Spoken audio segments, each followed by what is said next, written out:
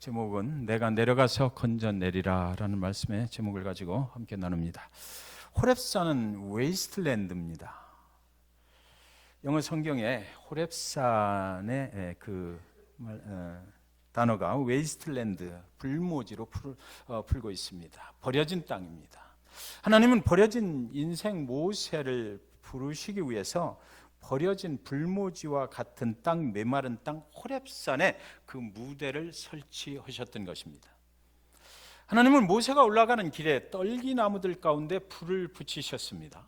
그 떨기나무는 목재로 쓸 수 없는 쓸모없는 나무입니다.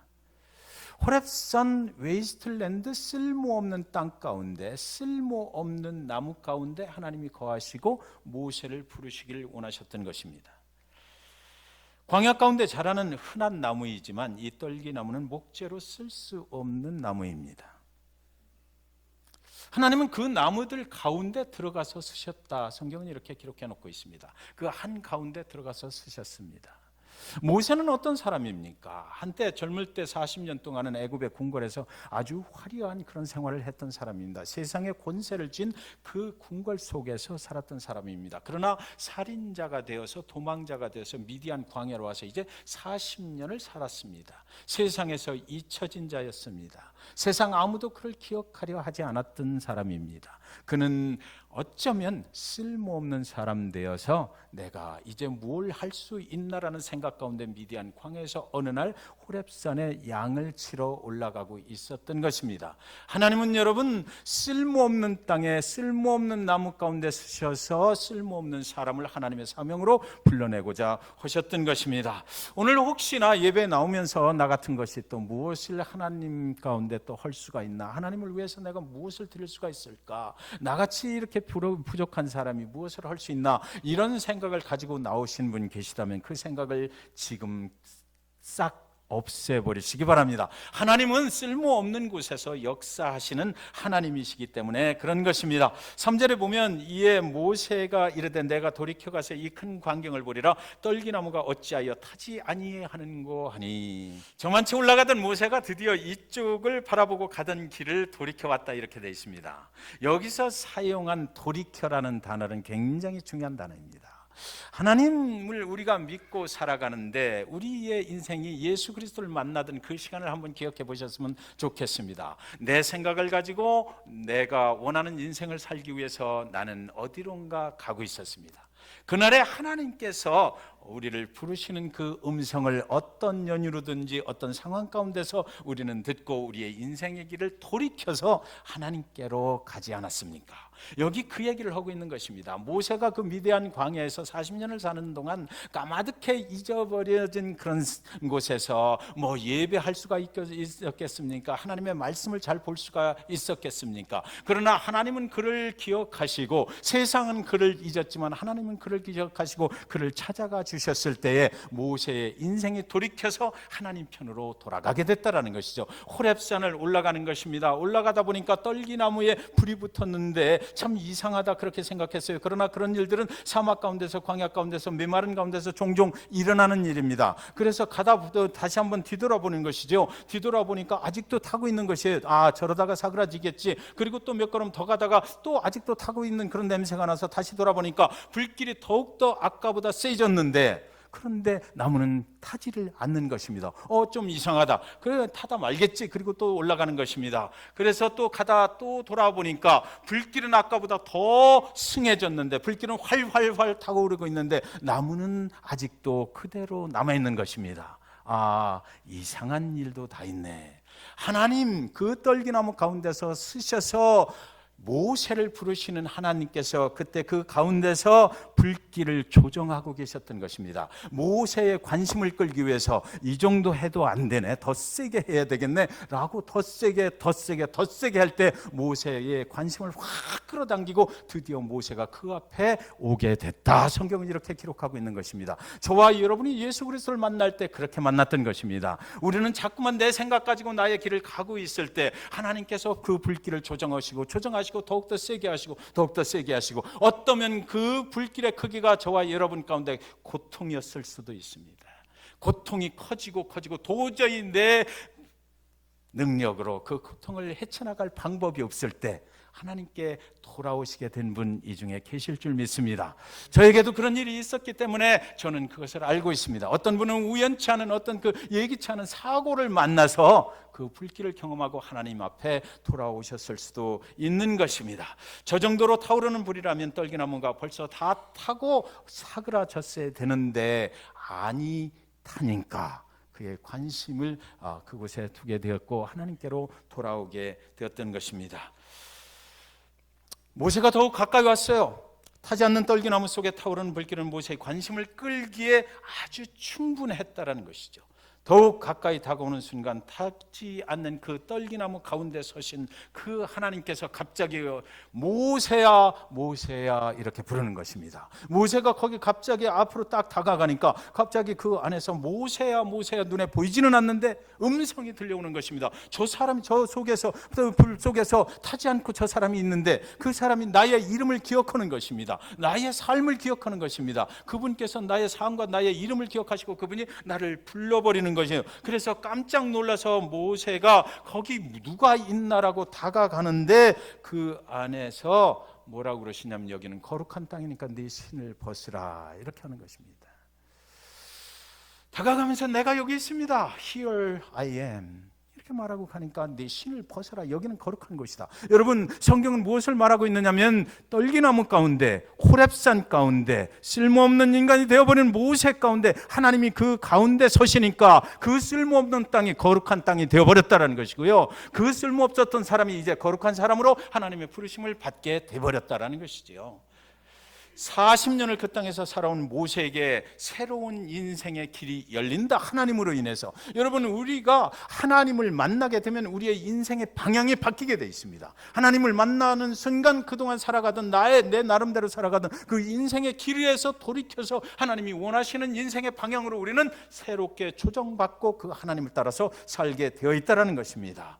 웨이스트랜드 쓸모없는 불모지 호렙산에 나타나신 그 하나님, 그분이 그 가운데 서시니까 거룩한 땅이 되었고 거룩한 사람이 되어서 하나님의 일을 하게 됐다는 것입니다. 저와 여러분의 삶의 터전 가운데 하나님이 가운데 들어오시면 고통의 문제는 해결돼 버릴 것입니다. 쓸모없는 사람이었다라는 그 생각도 온전히 그것으로부터 자유케 됐을 것입니다. 우리의 건강의 문제가 해결될 것입니다. 하나님이 거기 서시면 하나님의 능력으로 우리가 인도함 받는 새로운 인생을 살게 되기 때문인 것 믿으시기 바랍니다. 그래서 하나님께서는 뉴욕에서 오신 분들 죄송하지만 제가 그 표현을 이미 원고에 적어놨기 때문에 하겠습니다. 하나님은 사람을 찾으실 때 뉴욕으로 가지 않으셨다라는 것입니다. 하나님은 영국의 런던의 옥스퍼드 대학으로 가지 않으셨던 것입니다. 하나님은 쓸모없다고 생각하는 사람한테 다가가셔서 그를 사용하시기를 원하셨던 것이에요. 7절에 보면 여호와께서 이르시되 내가 애굽에 있는데 백성의 고통을 분명히 보고 그들이 그들의 감독자로 말미암아 부르짖음을 듣고 그 근심을 알고 그랬습니다. 여기 보았다는 동사가 있고 들었다는 동사가 있고 알았다는 동사가 있습니다.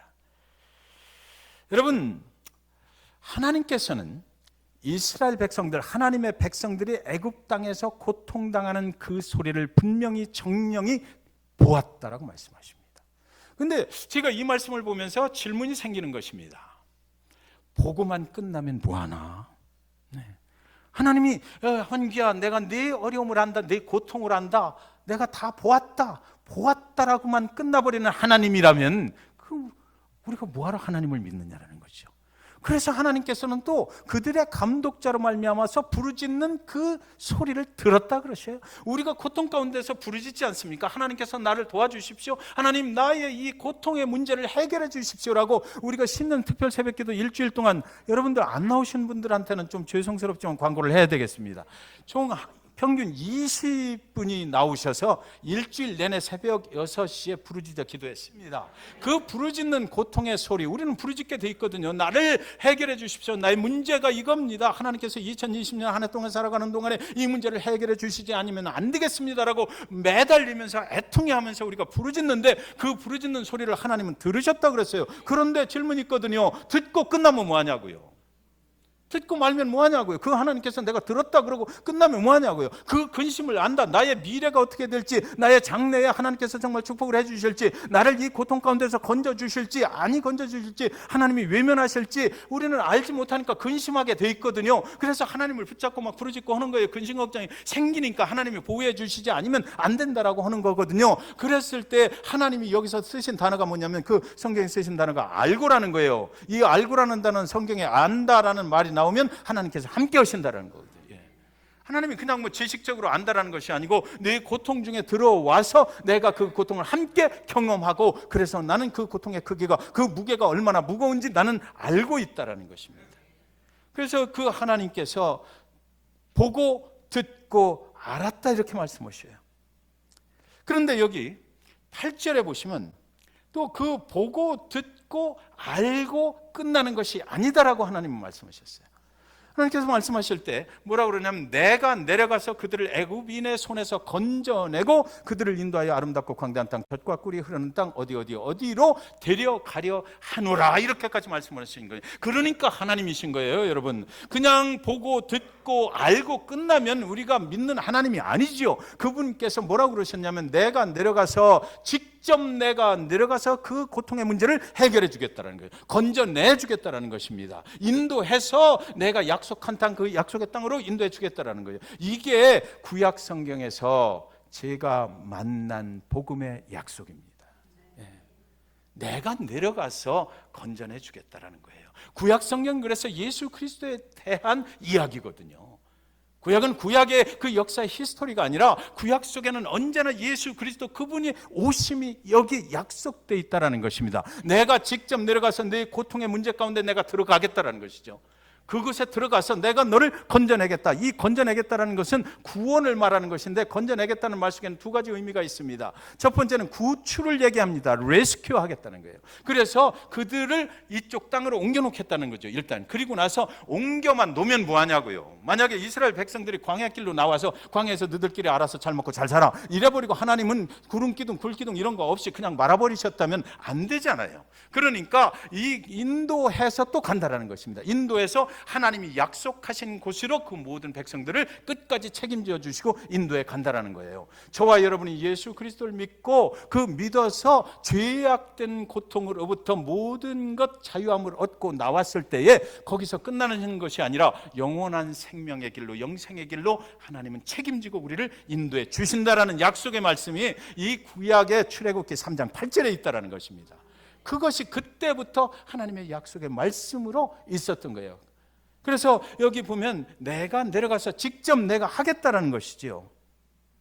그 일을 하나님 당신이 직접 내려오셔서 내가 직접 하겠다라고 그러셨어요. 그런데 여러분, 여기 모순이 있어요. 성경 말씀 속에.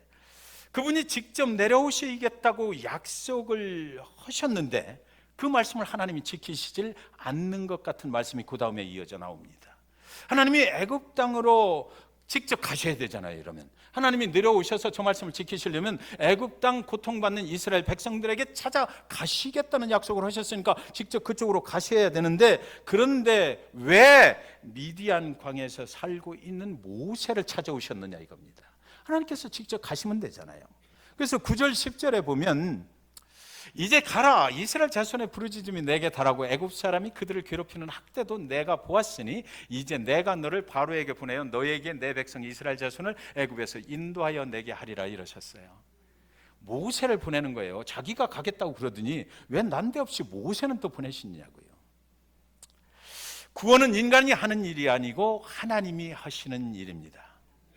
아니, 하나님만이 하실 수 있는 일이잖아요. 하나님이 직접 내려오셔서 그래서 하시겠다라고 약속을 하셨지 않습니까? 그런데 왜 갑자기 모세 보고 하라는 것일까요? 우리는 여기서 잘 보셔야만 합니다. 하나님이 인류를 향하신 구원의 사역은 하나님이 직접 하셔야 완성이 되는 것이거든요. 그런데 지금 그 일부를 모세에게 부탁을 하고 계신 거예요. 구원 사역은 그때부터 약속하셨고 시작은 됐지만 그것이 파트별로 나누어져 있다라는 것이죠.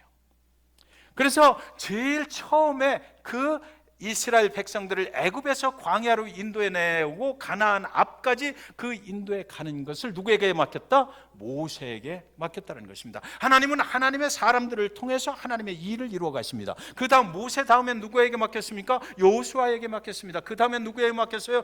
그 가나안에 들어가서 여러 선지자들을 통해서 또 하나님이 세운 사람들을 통해서 일해 가시는 것입니다. 그리고 오랜 세월이 흘러서 하나님이 약속하신 내가 직접 내려가서 그 구원을 완성하리라. 내가 직접 누가? 하나님이 예수 그리스도로 이 땅에 오셨다라는 것입니다. 그래서 온 인류에게 그때 온전한 구원의 길이 열려졌다라는 것이죠.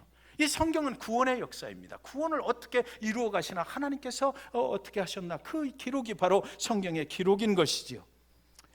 우리는 이제 모세가 하나님 아버지 앞에 묻는 질문을 그래서 이해할 수 있는 것입니다. 모세가 하나님 앞에 묻는 질문의 요지는 바로 그것이에요. 하나님이 직접 내려오신다면서 왜 나를 보내시는 것입니까? 나는 그거 할 만한 사람이 절대로 아닌 거 하나님 아시잖아요.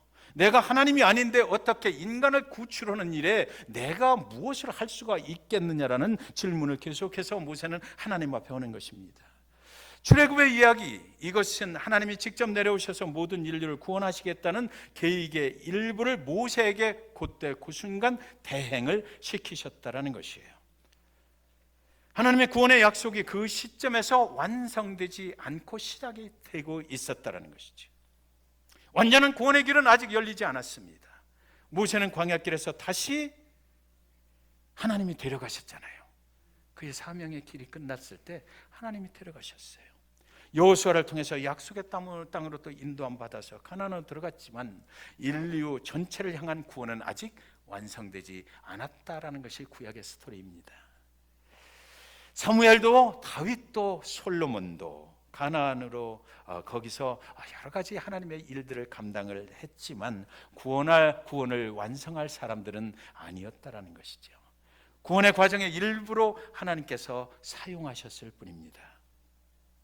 그렇다면 직접 내려오시겠다던 그 하나님의 약속은 언제 이루어졌습니까?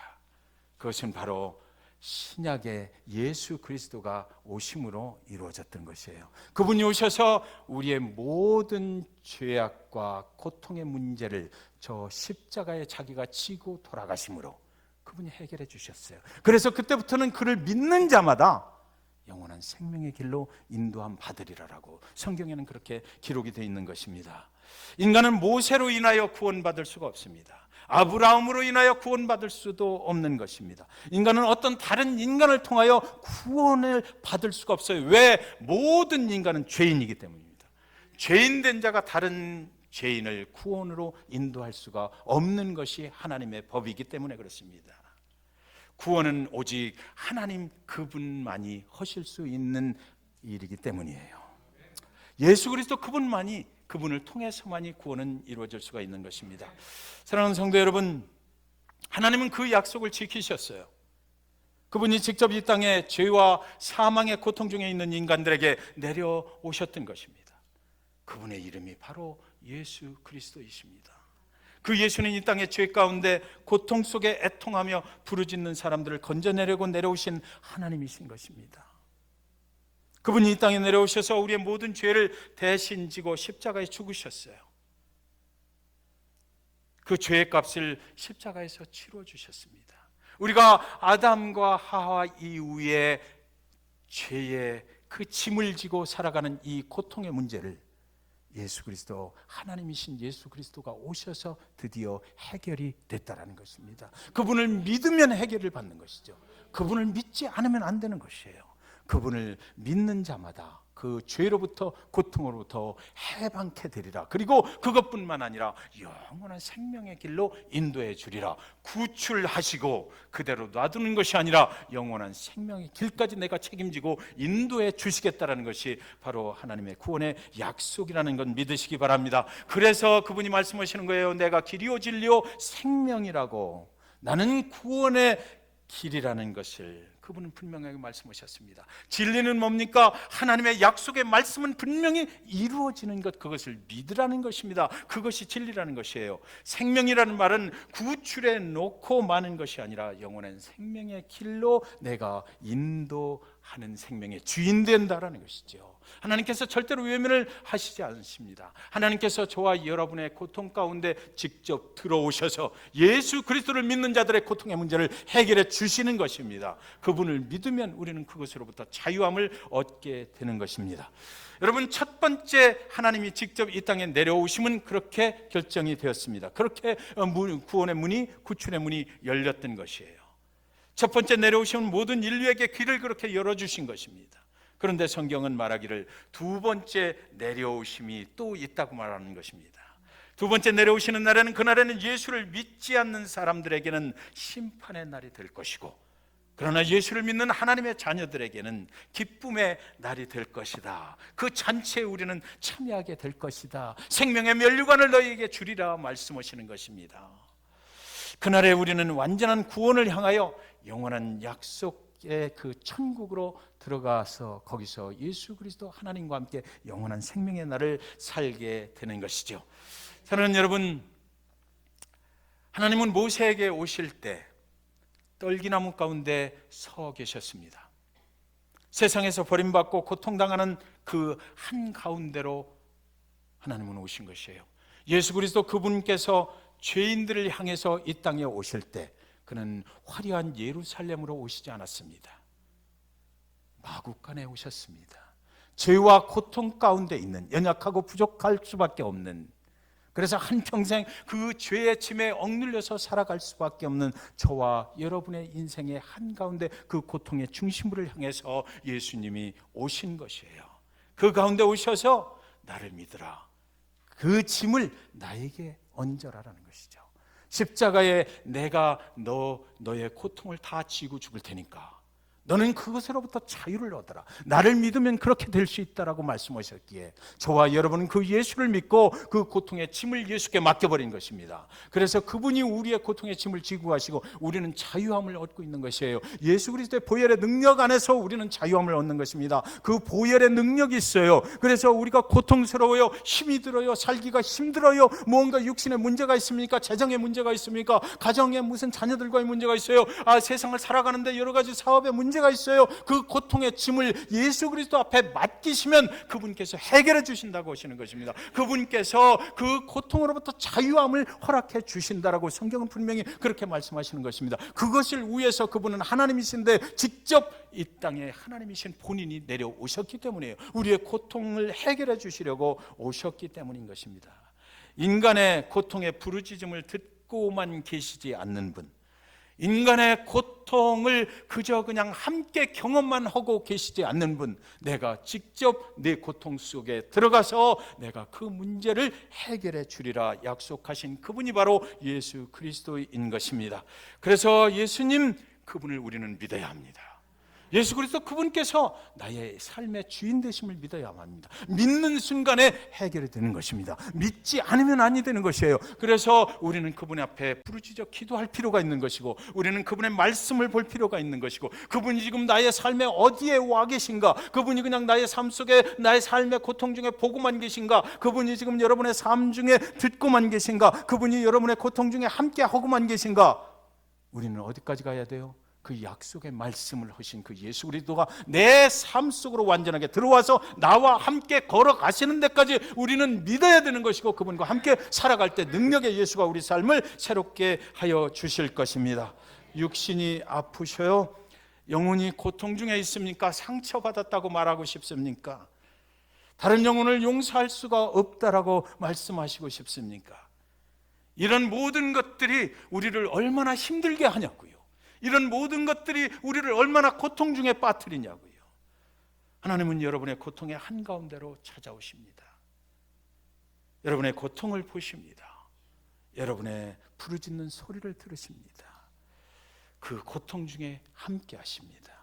그러나 사랑하는 여러분, 그 고통을 하나님이 직접 해결해 주신다는 이 약속의 말씀, 이것이 복음이요, 이것이 기쁜 소식이요. 이것 때문에 우리는 오늘 살아서 하나님 앞에 나왔고 하나님을 예배하게 되는 줄 믿습니다. 하나님은 절대로 우리를 버리지 아니하십니다. 하나님은 2020년 한 해 동안 살아가는 잭슨빌 중앙교회 성도님들을 그 삶의 현장에 찾아가실 것입니다. 직접 가셔서 그 문제를 그분에게 맡기면 해결해 주실 것 다 같이 믿으시기 바랍니다. 여러분이 광야를 지날 때 그분이 생명의 물을 공급하여 주실 것입니다. 예수를 믿으시면 여러분의 죄와 고통과 사망은 사라지고 새벽 이슬 같은 만나를 하늘 문을 여시고 여러분의 삶의 터전에 공급해 주실 것입니다. 그것을 우리는 하나님의 은혜라고 말하는 것입니다.